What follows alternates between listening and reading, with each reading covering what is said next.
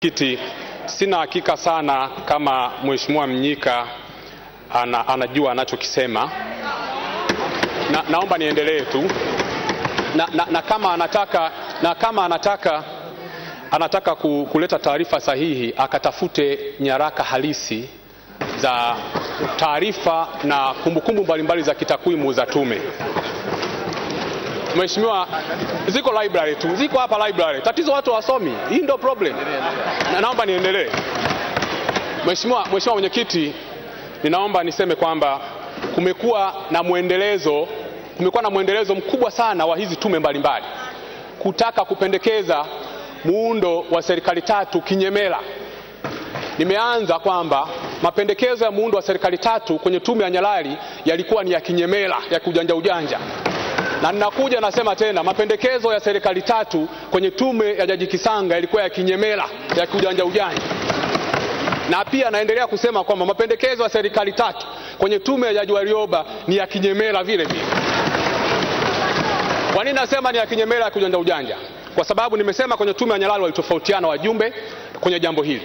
Kwenye tume ya Jaji Kisanga, utaratibu waliotumia kupata maoni ambayo aliwapelekea wao kupendekeza muundo wa serikali tatu ni kwamba waliwahoji baadhi ya wajumbe kwa njia ya siri, kwa njia ya faragha. Haya maneno ninayonukuu kutoka kwenye taarifa yenyewe. Sasa unawahoji wajumbe baadhi, unaitwa wajumbe mashuhuri kwa faragha, alafu unasema ndio conclusion kwamba Watanzania wengi wanataka muundo wa serikali tatu. Unakosa uhalali from the start. Lakini pia takwimu za tume ya Jaji Kisanga, kwa wale wanaokumbuka, hii ilikuwa wanakuwa wanapitia ile white paper. Sisi wakati tulikuwa wadogo tulikuwa tunafuatilia siasa. Ile white paper enzi hizo. Ile tume ya Jaji Kisanga ilihoji watu karibu 1032. Katika wote hao, asilimia 88 walitaka muundo wa serikali mbili. Asilimia 6 walitaka muundo wa serikali moja. Na asilimia 4.3 walitaka muundo wa serikali tatu.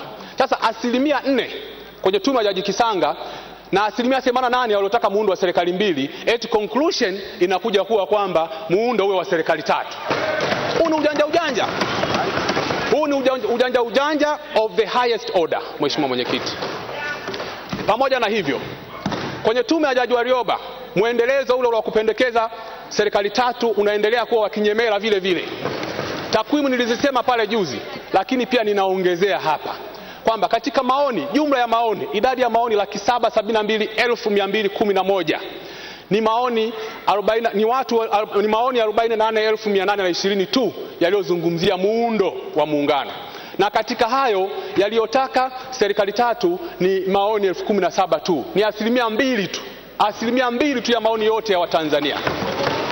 Kwa sababu waliozungumzia muundo wa muungano walikuwa watu 80,000 tu 119. Hao ndio waliozungumzia muundo wa muungano kwa ujumla wake. Sasa kwenye takwimu huwezi kutengeneza statistical inference, kwa maana ya kutengeneza hitimisho la kitakwimu ambao ni sahihi, ambao lina ushahidi wa kutosha, ambao itakufanya uweze kuextend hayo matokeo kwamba yanahusisha jamii yote kwa ujumla, kwa data ambazo ziko broken namna hii. Kwa sababu kwanza data zenyewe, ile sampling frame, kwamba umetoa wapi hizi data, haikuwa systematic. Aina ya utafiti uliotumika haukuwa quantitative.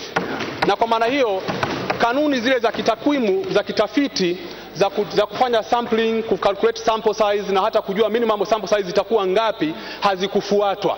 Kwa maana hiyo, hizi numbers wanazoongea watu hapa bila kujua ni uongo mtupu. Ni uongo mtupu. Na kwa maana nyingine, una dakika 3. Nakushukuru. Na kwa maana nyingine, muendelezo huu wa tume hizi kuvuruga muundo wa serikali yetu imekuwa ni tatizo kubwa sana katika taifa letu. Na Mheshimiwa Mwenyekiti, nimalizie kwa kusema tu kwamba mchakato huu wa kuandika katiba mpya taifa letu sio mchakato wa kuvunja muungano. Si mchakato wa kusambaratisha taifa. Na nipendekeze wajumbe tujikite zaidi katika kujenga hoja za kujenga taifa. Sio katika kujenga hoja za kueleza historia ya kubomoa taifa. Kwa sababu mchakato huu lengo lake ni kuunda katiba ya taifa, kuliunganisha taifa. Na kwa maana hiyo, hoja za kutaka kubomoa taifa hazina nafasi. kwa sababu ukitaka kuleta hoja ya kuunda serikali tatu, maana yake unaongelea kwanza tu na serikali ya Tanganyika, na pili, katika kuwa na serikali Tanganyika maana yake tuvunje kwanza huu muungano tulionao. Sasa mchakato huu sio wa kuvunja muungano, huu mchakato ni wa kuendelea kuimarisha muungano. Sheria iko wazi kabisa.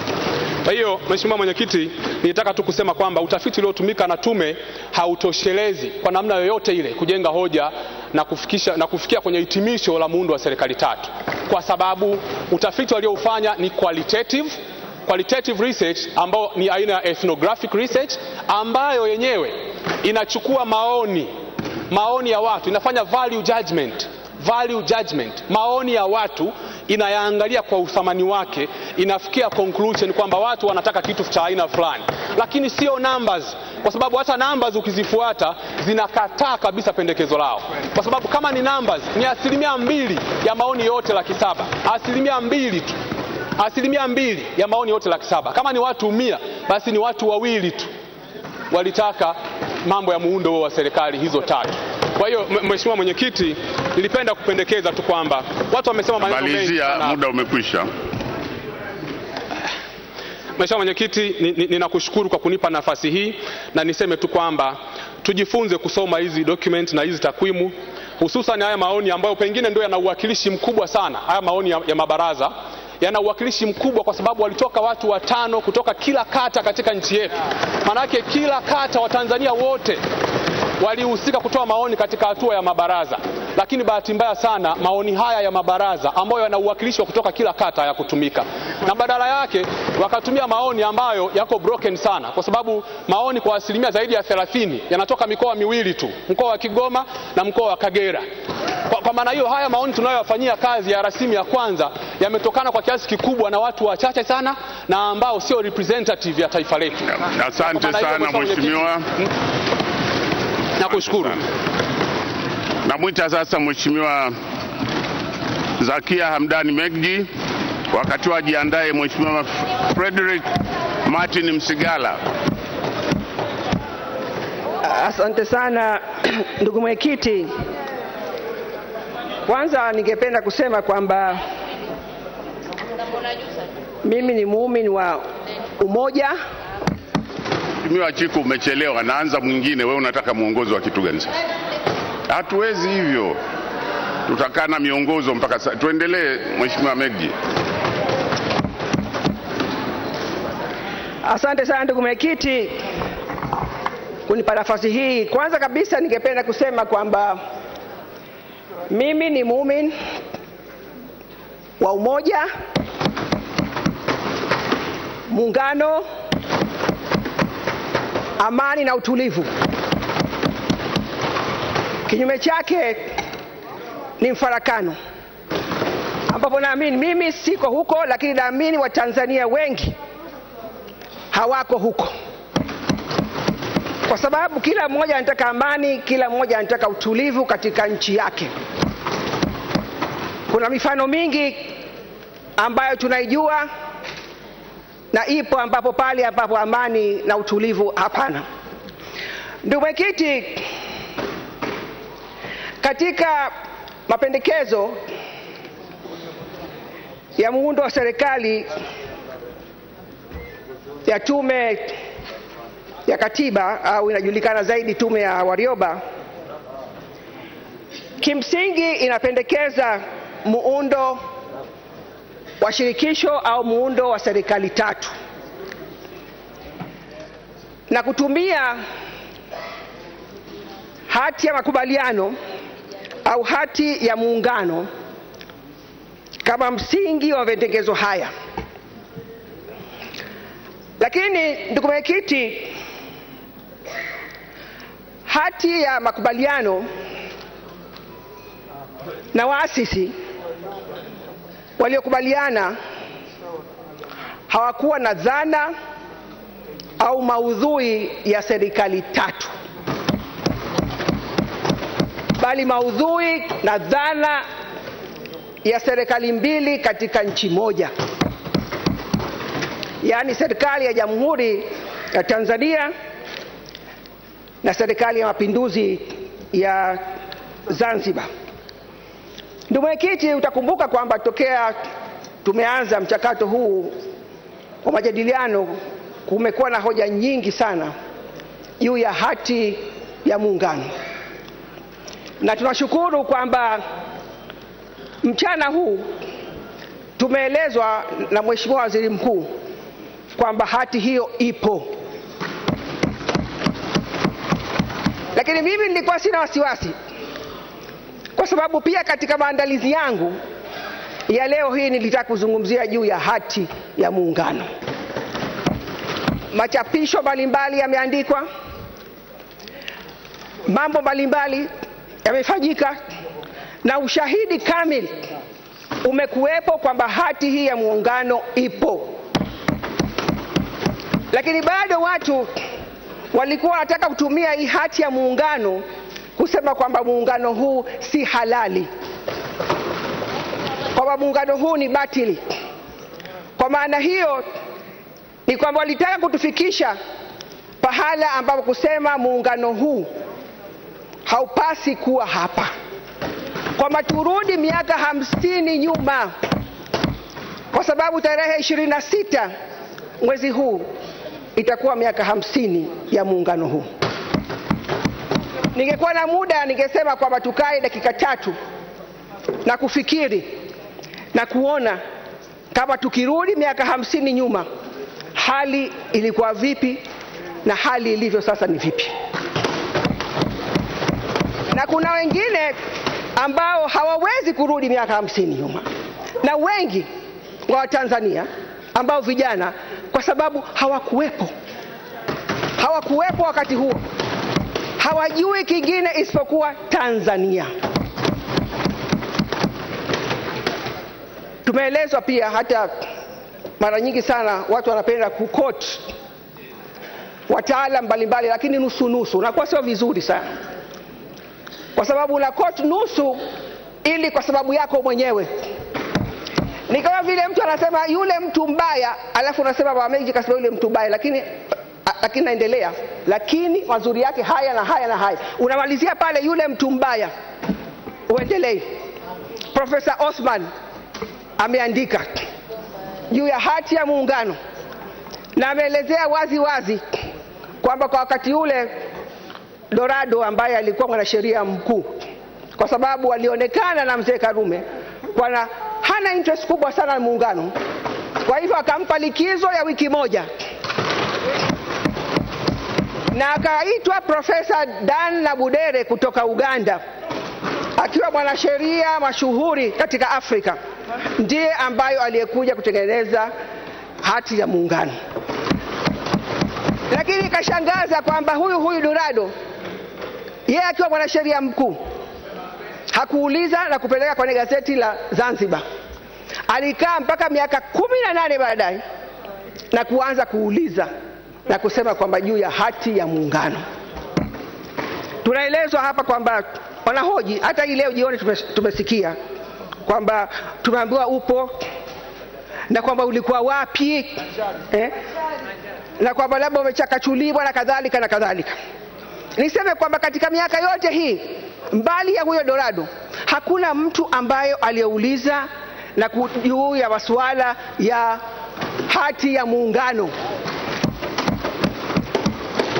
Wanasheria mbalimbali, wanasiasa, hakuna ambayo waliouliza, kwani walijua kwamba sheria ya kuridhia ilikuwepo, kulikuwa na mashahidi mbalimbali na kadhalika. Ndugu mwenyekiti, napenda kusema kwamba asilimia kubwa ya Watanzania wamezaliwa ndani ya muungano, nao ni Tanzania. Na pale ambapo nasema kwamba tutazungumzia juu ya serikali 3, serikali ya Tanganyika, serikali ya Zanzibar na serikali ya muungano, hapa tutajenga hisia kubwa sana ya kila mmoja, mimi Mtanganyika, mimi Mzanzibari. Kwa kweli hapa ndo bana nikasema kwamba siungi mkono hoja ya serikali 3. Ndio maana tunasema kwamba tutavunja muungano, muungano utakuwa dhaifu. Mimi mwenyekiti, nimezaliwa Zanzibar pale Mkunazini, na wengi wanajua wazazi wangu wamezaliwa Zanzibar, lakini kutokana na muungano, baada ya kusoma huku chuo kikuu, nimeolewa Tanzania bara, nimezaa Tanzania bara, watoto wangu wote. Hii leo ndio mwenyekiti, watu wanasema haiwezi kutokea kwamba mtu wa Zanzibar kaambiwa nenda kwenu, Mtanganyika yuko kule, nenda kwenu. Wanasema haiwezi kutokea. Inaweza. Nasema inaweza kwa sababu ya mifano ambayo iliyokuwepo.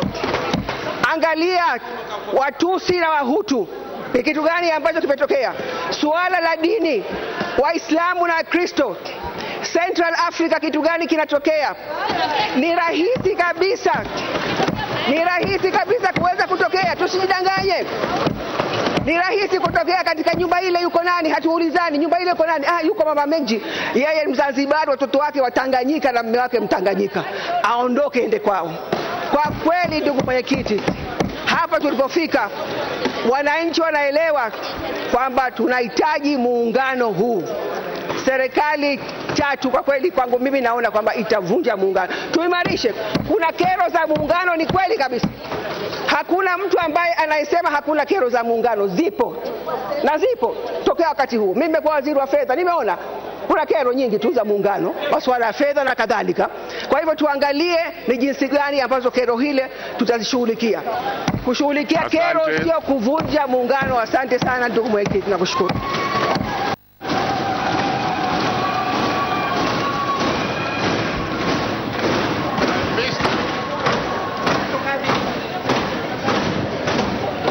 Waheshimiwa wabunge, kutokana na hizi taarifa, miongozo, tunakwenda taratibu mno, hatuwezi kufika mbali. Kwa hiyo kama unalo lako jiandikishe, utarekebisha, utachangia. Siwezi kuruhusu tena hizi taarifa, miongozo, inapoteza muda. Mheshimiwa Frederick Martin Msigala atafuatiwa na Mheshimiwa Fatma Abdul Habib Fereji. Mheshimiwa Mwenyekiti, kwanza napenda na mimi kushukuru kwa kunipa nafasi kuchangia katika mjadala huu, kuangalia mada iliyoko mbele yetu ya kuangalia masuala tuliyojadili katika sura ya kwanza na ya 6 ya rasimu. Mheshimiwa, unayo ile fimbo hapo karibu ungeinyoosha, watu wanajiuliza wakuoni. Kwa ungeinyoosha tu ili mnaelewa alipo Mheshimiwa Msigala. Haya. Endelea. Mheshimiwa Mwenyekiti, nashukuru kwa ajili ya nafasi ambayo umenipa kuchangia kwenye sura ya kwanza na ya 6 ya rasimu ambayo ndio tunaijadili. Mimi naomba niguste tu machache tangu tulipoanza uwasilishaji na hata sasa tunaingia kwenye mjadala. Mheshimiwa Mwenyekiti, ningependa kuzungumza kidogo kwenye swala zima la uwasilishaji wa mada ripoti za kamati ambazo umefanyika tangu tulipoanza wiki iliyopita. Niliomba tuangalie masuala kadhaa ambayo yamejitokeza. Binafsi nimeona namna ambavyo wenye viti ambavyo kwa namna moja ama nyingine walishindwa kufuata kanuni baadhi, lakini pia lugha ambazo si za staha na zile ambazo zijengi zimejitokeza, lakini vile vile kushindwa kuwasilisha ripoti zote kama ambavyo zinapaswa ziwasilishwe kwa muda wa lisali moja, na hivyo kupelekea baadhi ya mambo ambayo tuyajadili kwenye kamati kuto kuwasilishwa na kuambiwa kwamba yatawekwa kwenye hashtag. Mimi naona hapa tunawanyima haki wananchi. Mijadala mingi tumeifanya kule kwenye kamati. Tunatakiwa kuwaonyesha wananchi yale ambayo tulijadili. Kwa hiyo kuweka kwenye hashtag, mwananchi wa kawaida hawezi kuzipata hizo taarifa. Kwa hiyo ningeomba kwamba labda kama ni kureview kanuni zetu au namna gani, ripoti zetu tunazoziandaa ziendane na muda ambao tumepewa wa kuwasilisha, na mfano mzuri ni kamati namba 7 ambayo waliweza kuwasilisha ripoti yao vizuri kabisa bila mikwaruzo na kila mmoja akafurahia. Mheshimiwa Mwenyekiti, nikija kwenye mfumo upi wa serikali au muungano naotaka, mimi ukiniuliza kama mtu mwenye ulemavu, mfumo ambao nitaupenda na ambao nitauunga mkono ni ule ambao utanipa haki ya kupata elimu, haki ya kupata afya, haki ya kupata huduma mbalimbali katika mazingira rafiki yanayokidhi mahitaji yangu. mfumo ambao utalinda amani, umoja na mshikamano,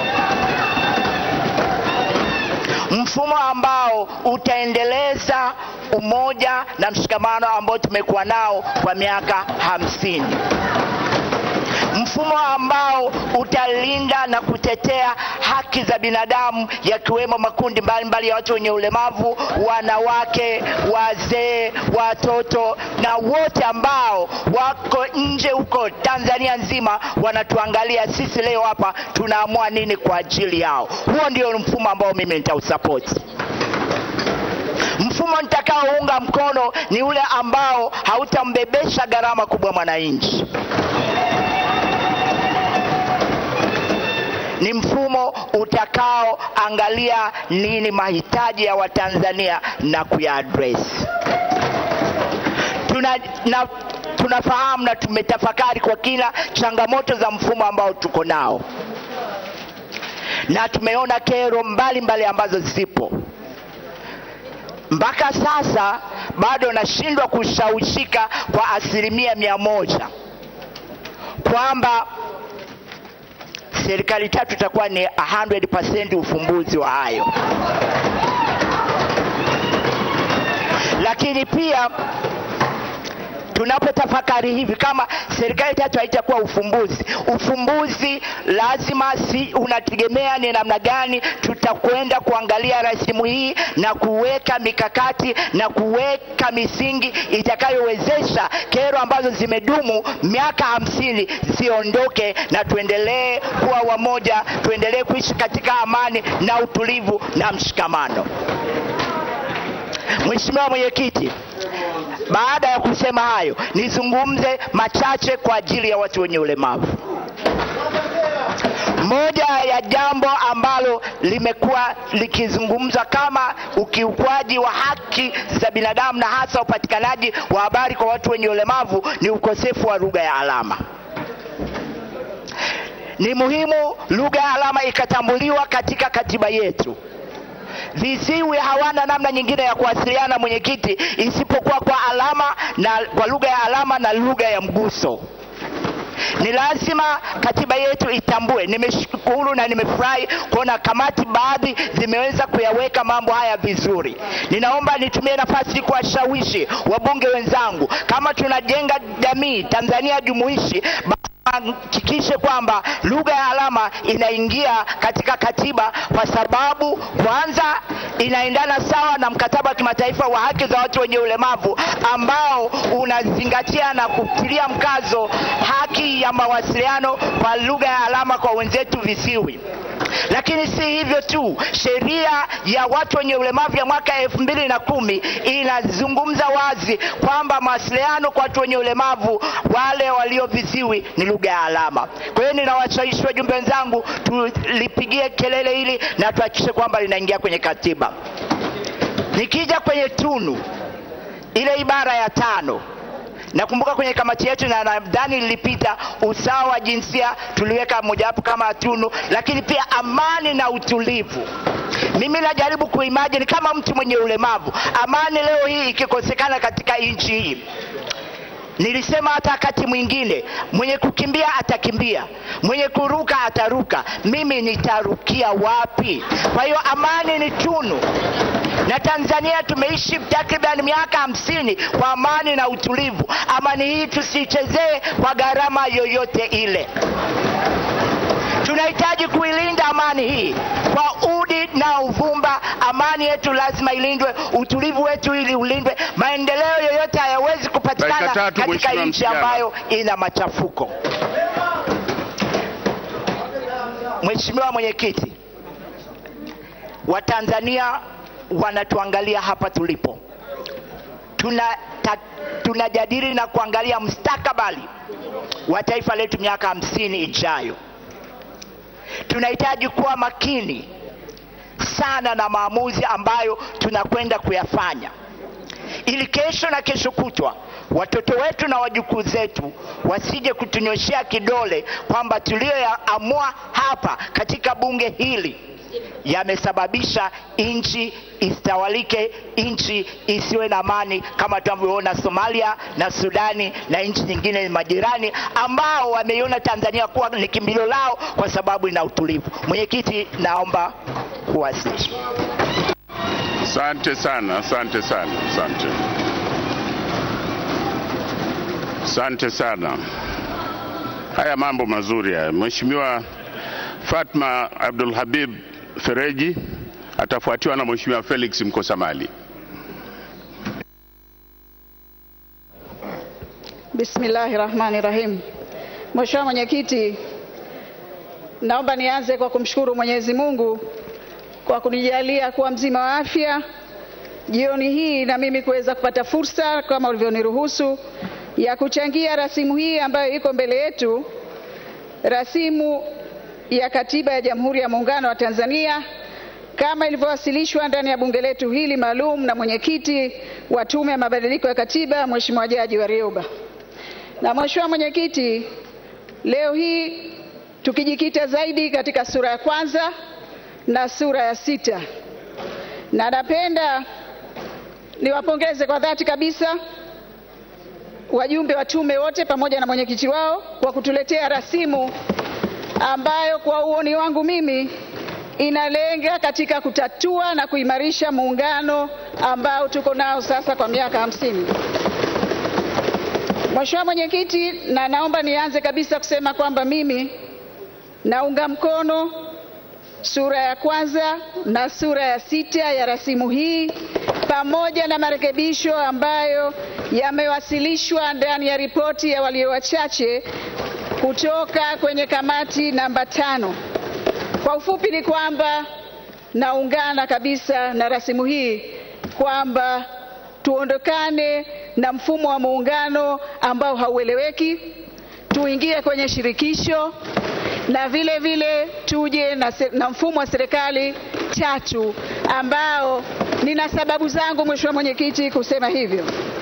Mheshimiwa Mwenyekiti, kama walivyosema wengi, muungano huu ambao kesho kutwa dadangu amesema tutasherehekea miaka 50 ni muungano wa hiari wa nchi mbili zilizokuwa huru, Jamhuri ya Watu wa Zanzibar na Jamhuri ya Tanganyika.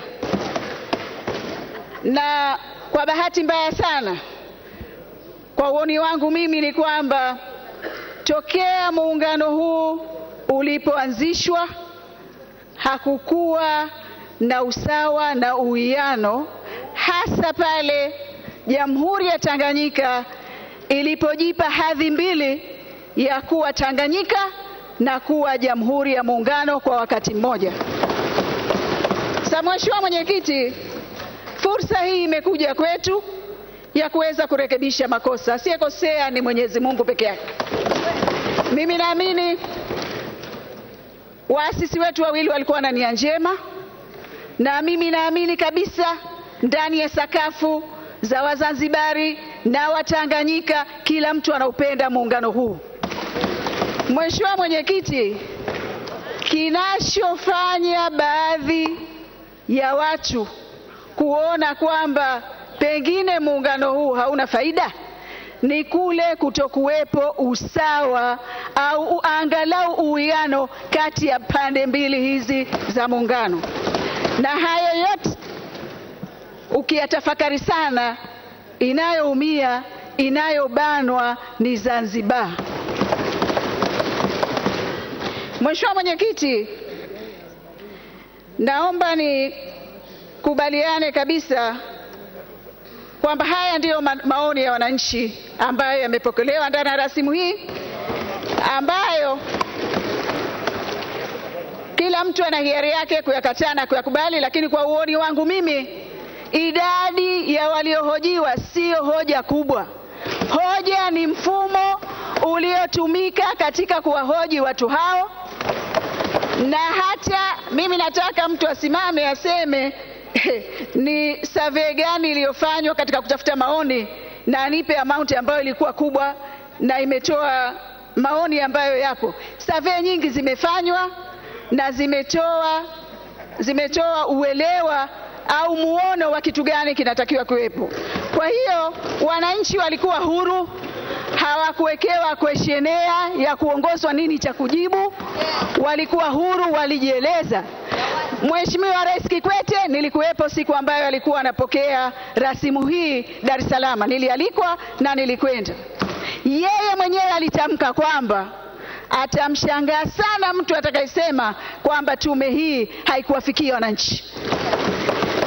Alisema isingewezekana kumfikia mwananchi mmoja mmoja, lakini imejitahidi, wamepata tabu, wamekwenda kukusanya maoni haya. Kwa hivyo mimi naomba wenzangu tuithamini kazi hii. Mheshimiwa Mwenyekiti, nilisema na sababu zangu kwa nini naona kwamba tuondokane na mfumo wa serikali mbili na tuingie kwenye mfumo wa serikali tatu. Mheshimiwa Mwenyekiti, hoja ambazo zimezingatiwa katika kuleta mfumo wa serikali tatu sio tu takwimu.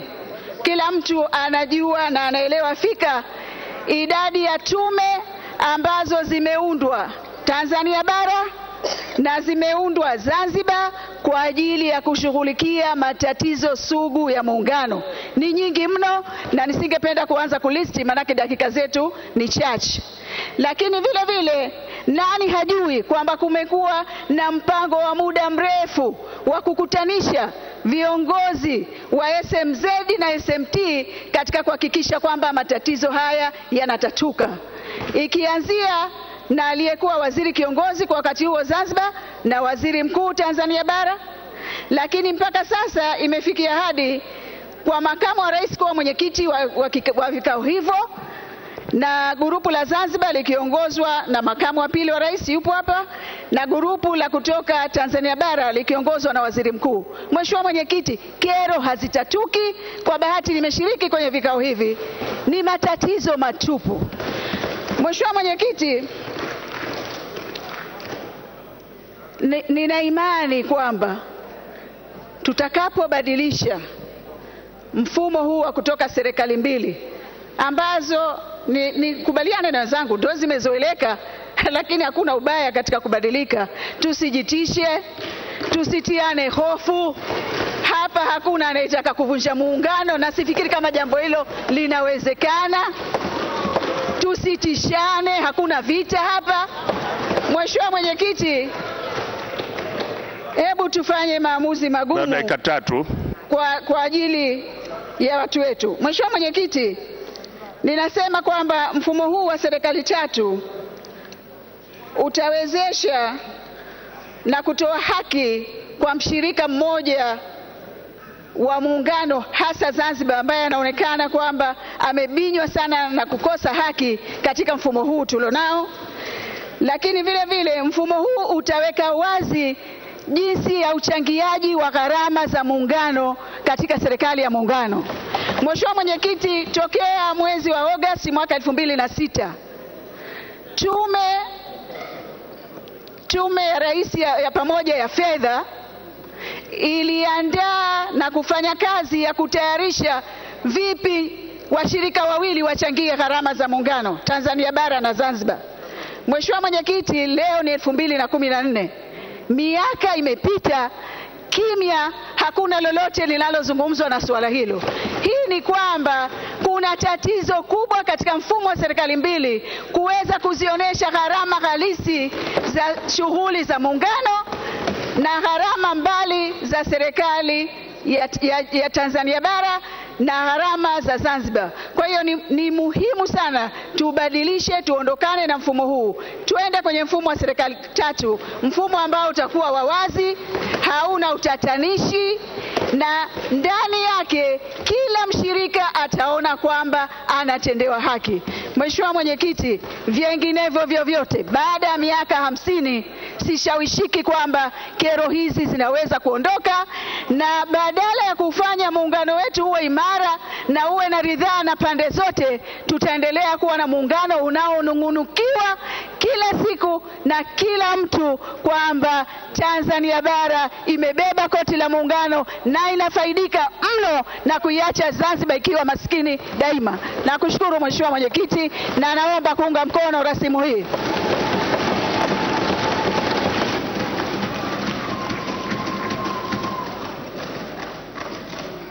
Mheshimiwa Felix Francis Mkosamali, atafuatiwa na Mheshimiwa Paulinus Raymond Mtenda ambaye amechukua nafasi kwa makubaliano ya Mheshimiwa Paul Makonda. Nakushukuru Mheshimiwa Mwenyekiti kwa kunipa fursa hii ili mimi niweze kuchangia mjadala huu muhimu kwa taifa letu. Lakini kabla ya kuchangia, nilikuwa najiuliza maswali kichwani mwangu kwamba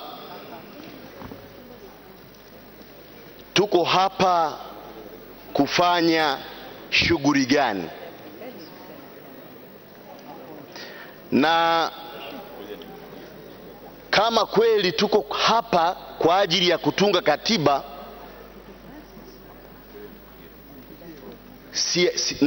nashangaa kwamba dokumenti kubwa kama hii inatungwa kwa watu wanaozomea,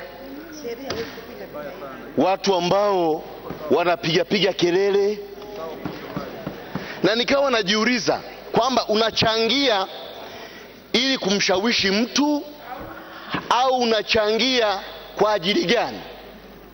Kwa sababu tayari watu wana misimamo yao. Hata uje na mabriefcase ya vitabu, hata uhamishie library hapa bungeni, watu hao hawawezi kubadilika. Kwa nikawa napata shida sana kuzungumza na watu wa namna hiyo.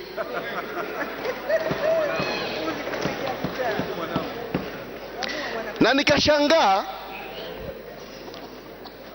jambo moja, kwamba kwa watu ambao wametuletea mapendekezo ya serikali mbili, kwa sababu katiba yetu inazungumza mfumo wa serikali mbili na kama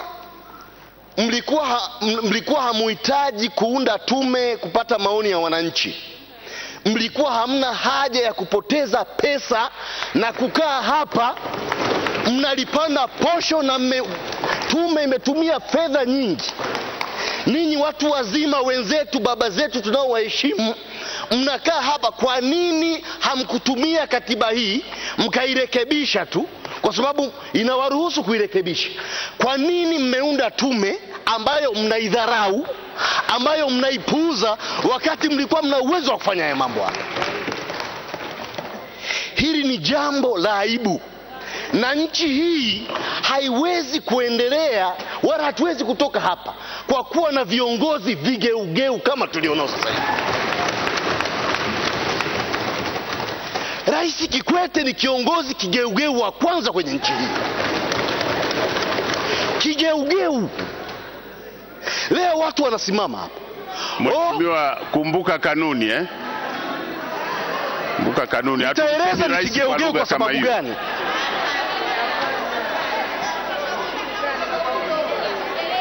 Spika wa Bunge la Jamhuri ya Muungano ni kigeugeu. Bunge limepeleka maoni ya serikali tatu, leo anabadilika. Viongozi vigeugeu kwenye nchi hii. Kwa nafasi baadaye.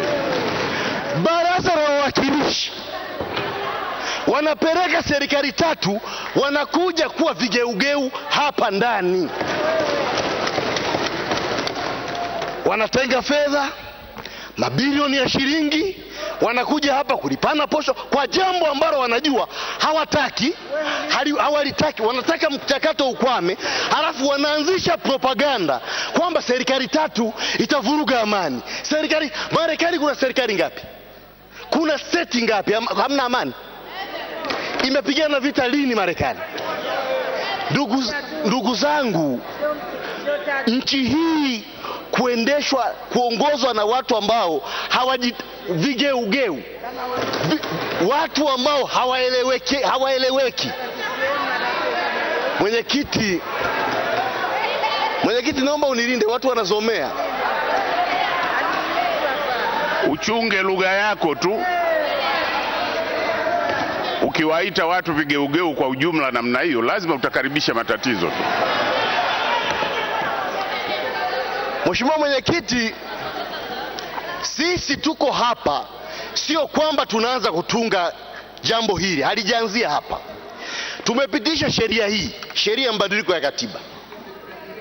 Wananchi wametoa maoni. Hatukutaka kubadilisha katiba hii kwa sababu watu wamelalamika. Sitaki kwenda huko ambako wamezungumza wenzangu kuhusu uhalali wa muungano, kuhusu kero za muungano, kuhusu mambo mengi. Sheria hii imetungwa ili wananchi wote washirikishwe kwenye mchakato. Kwa hiyo sisi hapa hatuna uhalali wa kupuuza yale yote ambayo yamefanyika toka mwanzo. Sasa tulijiuliza wengine kwenye kamati zetu, unaposema serikali mbili, maana yake hii rasimu uiweke pembeni. Na unapopuuza takwimu za Jaji Warioba, takwimu zako za serikali mbili ziko wapi? Mmewahoji watu wangapi wakawaambia wanataka serikali mbili nini? Mheshimiwa Mwenyekiti, watu hawaelewi kuhusu maoni ya mabaraza ya katiba. Mabaraza ya katiba yalikuwa yanatoa maoni kuhusu rasimu ya kwanza ya katiba, hayaanzishi mchakato. Hiyo hawajui, kama ambavyo sisi hatuanzishi mchakato. Kwa tunapozungumza serikali tatu, tunatazama muungano toka umeundwa mpaka hapa tulipofika. Ndio maana tumetumia fedha hizi kuanzisha mchakato huu. Sasa unapoweka hii rasimu pembeni, mtu mzima tunayekuheshimu, unaleta rasimu yako, hujatuambia umetoa hayo maoni wapi?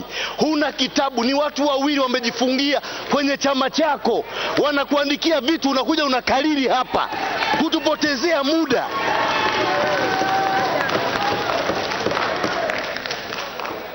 Nimetazama maoni ya watu wengi wote wamekariri vile vile. Mtu anaandikiwa, anakuja amekariri yale yale. Sisi imetokea kwenye kamati zetu, unamuuliza mtu tupe sababu ya serikali mbili, anakuambia kama yule pale alivyosema. Haelewi hata hicho kitu. Dakika tatu.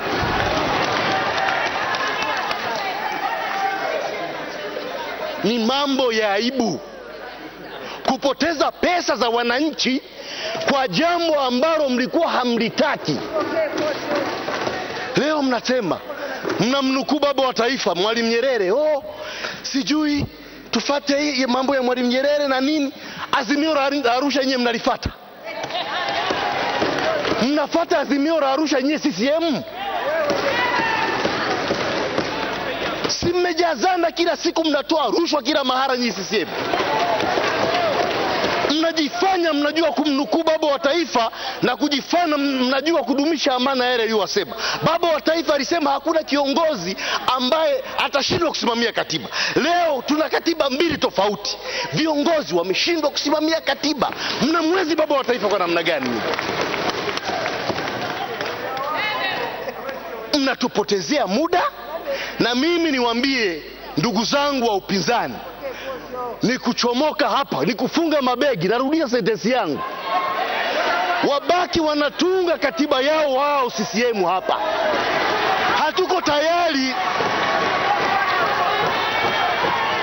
Hatuko tayari kuendelea kuwapitishia katiba mbovu ili muendelee kutuibia madini na maliasili za nchi hii. Tunajua mnakataa mfumo huu ili muendelee na mfumo huo wa kutafuna rasilimali za taifa letu. Mheshimiwa Mwenyekiti, katiba hii imechakachuliwa sana. Kama mchakato huu hautathaminiwa, Watanzania na waomba muwahukumu Chama cha Mapinduzi. Mmekosa madawa, mmekosa kila kitu kwa sababu ya fedha kupelekwa kwenye mchakato wa katiba.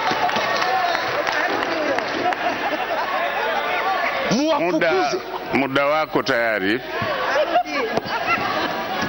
Alifa Mwenyekiti.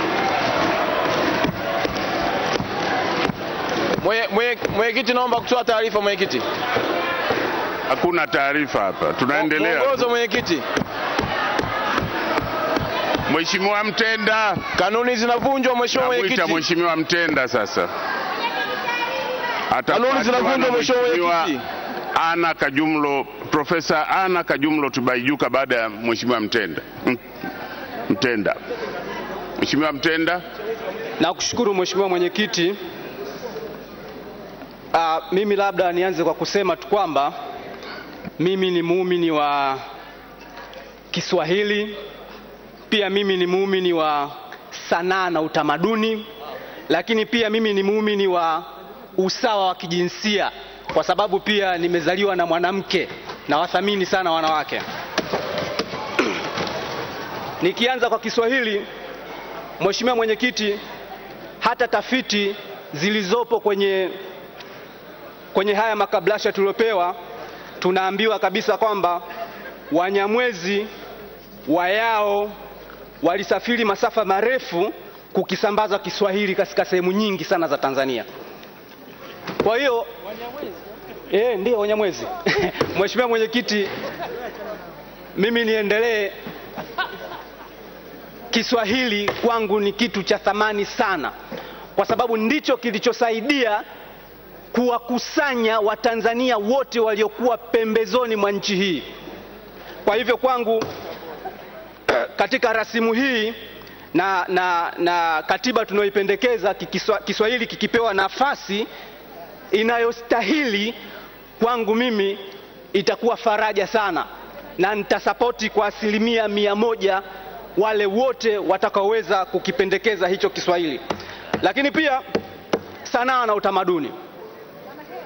Sanaa na utamaduni, Mheshimiwa mwenyekiti, si kitu cha kukidharau, si kitu cha kutokukipa nafasi, cha kutokuacha kukipa nafasi, kwa sababu tunachokiamini sisi wote tumetoka katika makabila tofauti, lakini kikubwa kinachotuunganisha ni zile tamaduni zetu kutoka katika makabila yetu. Labda nimnukuu mwanaharakati mmoja. Kabla ya kumnukuu mwanaharakati, naomba nimnukuu Mwalimu Nyerere mwaka 1962 wakati akiunda Wizara ya Utamaduni wa Taifa na Vijana. Mwalimu alisema utamaduni ni kiini na roho ya taifa, na kwamba nchi inayokosa utamaduni wake ni sawa na mkusanyiko wa watu usiokuwa na roho, na hivyo kukosa sifa ya kuitwa taifa kamili. Mheshimiwa mwenyekiti, hili lilikuwa ni wakati Mwalimu Nyerere akiunda Wizara ya Utamaduni wa Taifa na Vijana mwaka 1962, mimi kabla hata sijazaliwa. Kwa hivyo si sehemu ya kuipuuza wala si sehemu ya kuiacha nyuma. Lazima tuhakikishe kwamba tamaduni zetu tunazipa nafasi ya kutosha. Lakini pia tuna kawaida, hizo tamaduni ndizo zinazotuwekea nafasi ya kutaniana na kufanya vinginevyo. Kama kusingekuwa wazee wetu kutuwekea ule mfumo wa kutaniana na vinginevyo, nadhani hapa leo kungeweza kuzuka vitu vingi sana. Lakini pia mimi niendelee kusema, nitaendelea kuunga zaidi hiyo rasimu ambayo nikukumbushe tu tunachangia sura ya 1 na ya 6. Hayo mambo mazuri sana yanapendeza, lakini la. Asante Mheshimiwa mwenyekiti, lakini katika sura ya 1 na ya 6 kuna tunu za taifa, kuna alama za taifa, na hizo alama za taifa, Mheshimiwa mwenyekiti, hapo nyuma yako hiyo alama imetokana na nguvu za msanii. Mheshimiwa mwenyekiti, ukiangalia katika ukumbi wako huu kuna picha, michoro tofauti tofauti iliyopo. Hizi ni nguvu za wasanii na zimo katika rasimu. Kwa hivyo ndio maana najaribu kuzizungumzia, sijatoka sehemu nyingine tofauti. Naomba unisamehe tu Mheshimiwa mwenyekiti. Lakini pia hiyo sanaa iwatambue kabisa pia wabunifu, wachoraji wasanii wa maonyesho, wasanii wa filamu ambao wako waigizaji, waandishi, waongozaji na kadhalika. Lakini pia mimi nitaunga mkono rasimu ambayo pia itahakikisha kwamba inatambua miliki bunifu. Miliki bunifu ni intellectual property. Nitafurahi sana kuona kwamba inatambua. Mimi naamini kabisa kwamba IP kama intellectual property ni msaada mkubwa sana kwa wanasayansi, kwa wabunifu. Mifano ipo mingi sana. Leo hii kama katiba yetu ingekuwa inatambua baadhi ya hivyo vitu, tungeona hata wale vyura wa Kihansi leo hii tungeweza kuwa nao, lakini hatuna. Wameshaanza kuwa wa taifa lingine. Lakini pia michoro maarufu ya tingatinga ambayo mchoraji wake alikuwa yuko pale Morogoro Store, lakini leo hii ni miliki ya watu wa Japani.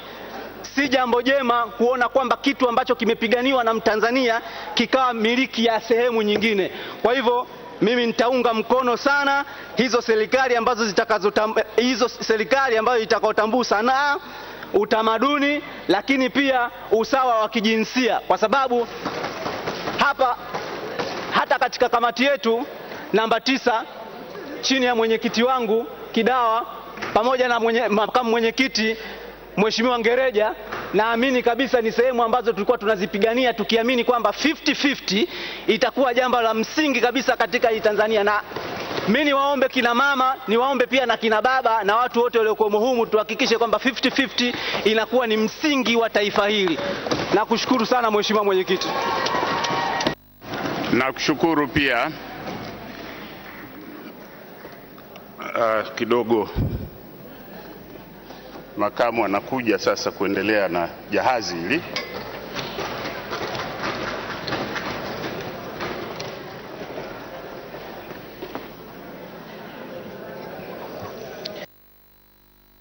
Profesa Tibaijuka.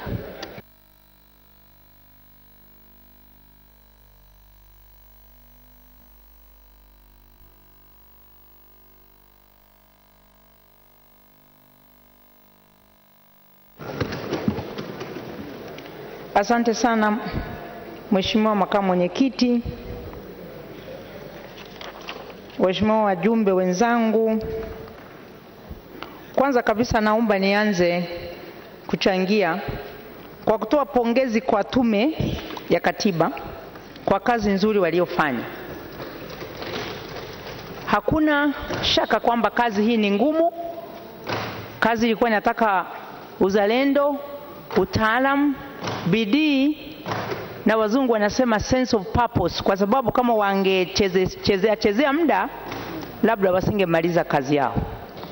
Kwa hiyo nataka niseme kwamba si sahihi kwa watu kudai kwamba eti kuna watu wanaoibeza tume ya Mzee Warioba. Mimi hao watu sijawaona, kwa vyote vile mimi siwezi kuwa mmoja wao, kwa sababu kazi waliofanya ni ngumu na wamekamilisha kazi yao. Sasa sisi hapa ndio tuko kwenye mtihani. Kama tutafanikisha, watu watasema it remains to be seen, tutaona. Lakini pamoja na kwamba kazi nzuri ya tume pia imetekeleza wajibu kwa mujibu wa sheria na mategemeo yetu. Sasa hatuwezi kusema kwamba kwa kuwa wametuletea kazi haitajadilika. Kazi ya tume inajadilika na ndio kazi yetu. Sasa kama basi hilo limekubaliwa kwamba kazi yao inajadilika, sisi hapa tuangalie yaliyojitokeza na hoja ambazo tunazitumia katika kujaribu kutafuta maridhiano. Manake ndugu zangu, zoezi hili la kuandika katiba ni zoezi la maridhiano. Hakuna njia nyingine. Kwa sababu hapa tunataka tukubaliane kwamba huko tunakokwenda tunataka Tanzania ya namna gani? Tunataka Tanzania iliyoje? Hiyo ndiyo maana ya katiba. Katiba ni tamko kimsingi la kisiasa ambalo limeandikwa kisheria, linaweka utaratibu na linaweka mkataba. Sasa nimesikia sana neno mkataba hapa linasema. Sasa kuna mahali unaweka mkataba ni kwenye katiba. Sisi kama wananchi tunaweka, kwanza kuna mkataba kati ya mwananchi mmoja mmoja na serikali yake. Wazungu wanaita social contract. Ni kwamba wewe unaachia uhuru wako, unajisalimisha kwa serikali, unaingia katika dola, unakuwa raia. Kwa hiyo tunaanza na dhana ya social contract. Sasa hivi, na huo mkataba lazima wananchi wenyewe ndio wauandike. Kwa hiyo dhana ya kwamba maoni ya wananchi yanaweza yakadharauliwa, yanaweza yakabezwa, yanaweza yakawekwa kando, si sahihi kabisa. Kwa sababu ukifanya hivyo utakuwa unajimaliza. Kwa sababu ukienda kwenye referendum utafanya nini? Utashindwa. Mimi nafikiria kwamba sasa kusudi tuende vizuri, hapa ni lazima tujaribu kushawishiana. Maanake kuna wengine wako serikali moja, na mimi ni mmoja wao. Tulishatoka kule kwa sababu hali halisi inaonekana haitawezekana. Na tume ilikuta kwamba 13.4% ya wananchi ya yale mabaraza walisema kwamba wangependa serikali moja, lakini hali halisi wakati wake haujafika. Hata na muasisi wa taifa hili Mheshimiwa Karume alikuja akizungumzia serikali moja, lakini hali halisi wakaishia kwenye 2. Lakini pia sasa tuna pendekezo la serikali 3. Ndugu zangu, mimi makamu haya siwezi kuwa mshabiki mzuri. Nitazungumza yale ambayo nayajua. Serikali 3 kwa mimi ninavyoona, kwa fani yangu kama mchumi, nasema kwamba hazitekelezeki. Hazitekelezeki kwa sababu kwanza nchi yetu hii ni maskini, na mchangiaji mmoja alisema kabisa bayana kwamba hii nchi ni maskini. Umoja wa Mataifa, nchi inahesabiwa kama least developed country.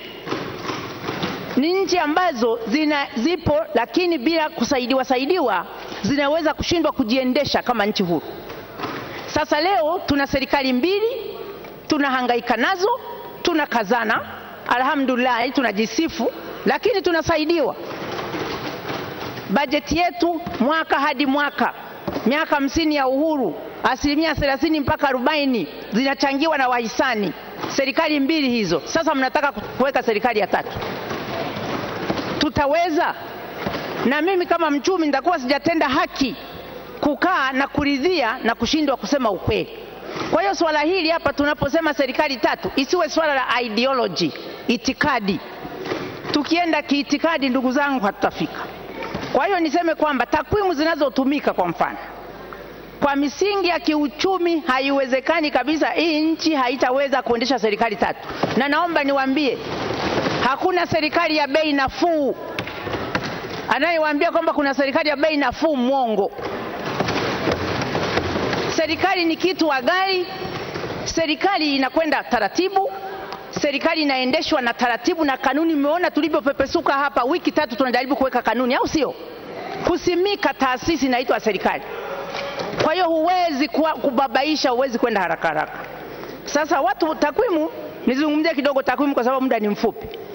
Takwimu ni hivi, ukitaka kuwa na takwimu wakilishi, na imesemwa hapa na Mheshimiwa Kigwangala, ukitaka kuwa na takwimu wasilishi lazima ufanye utaratibu tunaoita quantitative approach. Sasa kitu kilichotumika pale hakikuwa takwimu wakilishi. Ile rasimu ilipatikana kwenye focused group discussion. Yaani unakwenda kutafuta watu fulani wakupe mawazo ya kusaidie wewe unayeandika, lakini huna uwakilishi wa wananchi. Kwa hiyo hoja ya uwakilishi ni potofu kabisa kitaalamu. Ni potofu, sio kweli, haina uhalisia.